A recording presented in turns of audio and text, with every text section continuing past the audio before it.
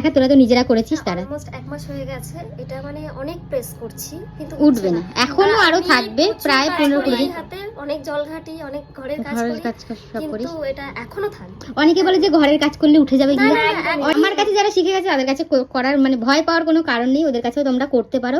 ওরা প্রথম ক্লাসে মানে সেকেন্ড দিনের ক্লাসে এতটা সুন্দর কাজ করেছে, এটা 1 মাস হয়ে গেছে এখনো কিন্তু উঠছে না। আমি দেখি মানে নির্ভয়ে সব কাজ করা যাবে এটাতে, কাপড় কাচো, বাসন মাজা, রান্না করা সব করো, আমি সব করি, এখনো ওঠেনি।